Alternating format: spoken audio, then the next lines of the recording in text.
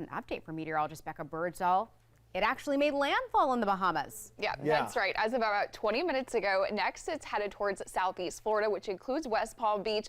And then it starts to steer towards the Carolinas, especially on Thursday and Friday. And if it hits as a hurricane in Florida, this would be like, how many hurricanes have we ever had hit in this time of year in November? Yeah, it's pretty rare to see that because hurricane season is almost over. In fact, in just a few weeks. However, we still got to be on guard because hurricane season still lasts through the end of this month. So I want to show you exactly where Nicole is right now. The center of Nicole is over the Bahamas with winds sustained in that center at about 70 miles per hour. So it's moving to the west at about 12 miles per hour. We'll continue to track towards, again, southeast Florida near West Palm Beach later on tonight into early tomorrow morning, potentially even as a low-end Category 1 hurricane. From there, it steers up to the northeast from Georgia into South Carolina on Friday, and then eventually towards the Charlotte area, and then exiting off into the northeast. So we will be feeling impacts as early as Thursday with potentially strong winds with wind gusts up to 40 miles per hour. We're also going to be looking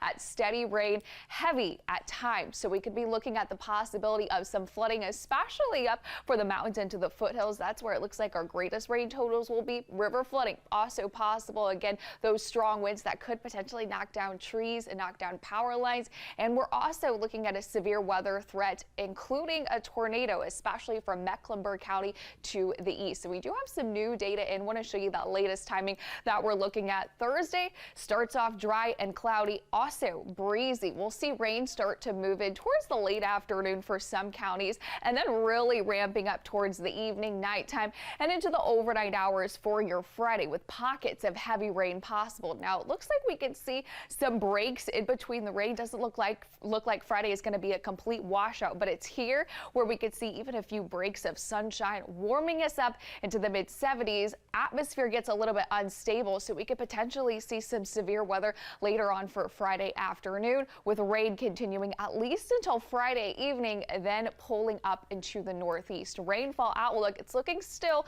like we'll pick 1 to 2 inches up of rainfall in the Charlotte area, with 2 to even 4 inches in some of our mountain and foothill communities. So first alert weather day, that's in place for Thursday and for Friday. Towards this weekend, we're going to be looking at a cold front. The cold front is actually going to help to sweep all of that rain off by Saturday morning, but we're also going to be talking a cold blast of air, freezing temperatures by Sunday night into early Monday morning, with cold air really staying with us through early next week. So for your Saturday, we dry out, isolated shower possible, 70 degrees, but a big temperature drop for Sunday with those highs in the mid 50s. And you'll see temperatures get even colder from there. So heading towards this weekend, Sunday night, again, like I mentioned, early Monday morning, 31 degrees, and we'll continue to see those 50-degree temperatures into early next week. For now, we're dry and we're mild for today, highs in the mid 60s, with rain moving in for Thursday into Friday. First alert weather day in place for both of those days. Make sure to download our free WBTV weather app.